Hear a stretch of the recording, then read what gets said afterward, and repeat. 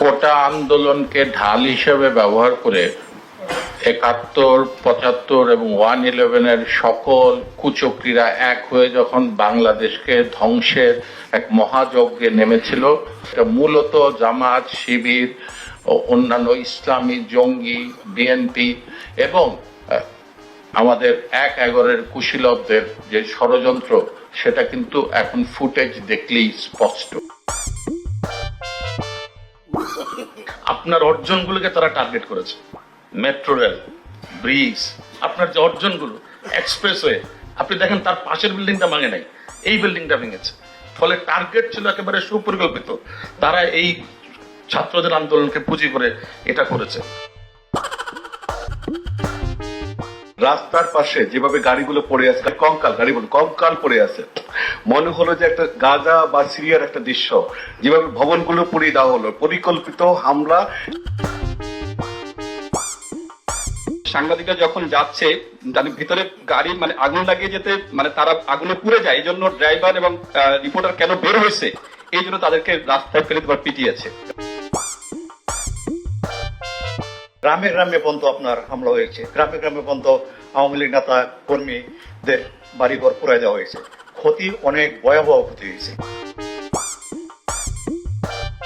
কেবল দেশি চক্রান্তকারীরা নয়, এর পেছনে ট্রেন্ড বিদেশি চক্রান্তকারীরা যুক্ত ছিল এবং তার সঙ্গে অ্যালাইনমেন্ট করে আপনার যারা বিদেশি, যারা ষড়যন্ত্রকারী বা দেশবিরোধী আছে, তারাও সেখানে ছিল। মানুষের জীবনে এখন যেটা অস্বস্তি ছিল, আজকে যখন আপনি অফিস খুলে দিয়েছেন, আমি পথে ছিলাম, আমি মানুষের মধ্যে উদ্বেগ ছিল, কিন্তু মানুষের মধ্যে উল্লাস ছিল। তারা অফিস করতে চাচ্ছে, তারা কাজ করতে চাচ্ছে, এবং তারা রাষ্ট্রের ৩টি স্তম্ভকে অকেজো করে ৪র্থ স্তম্ভ গণমাধ্যমকে অকেজো করতে হবে। তার মানে হচ্ছে পুরো বিষয়টা যদি নাটশেলে বলি, তাদের পুরো টার্গেট ছিল রাষ্ট্রকে অকেজো প্রমাণ করা। ভবিষ্যতে এই ধরনের ঘটনা আরো ঘটবে। নেক্সট টাইম এই ধরনের ষড়যন্ত্র মোকাবেলা করার জন্য আমার মনে হয় আমাদের আত্মসমালোচনা এবং এগুলো একটু মূল্যায়ন করা দরকার। মানুষের বিশ্বাস এবং আস্থা আপনার প্রতি। যে কোনো সংকটে, যে কোনো সমস্যায় সবাই মনে করেন যে সংকট এবং সেই সমস্যা থেকে উত্তরণের জন্য আপনার কাছেই যেতে হবে এবং তার উপায় আপনি দেবেন।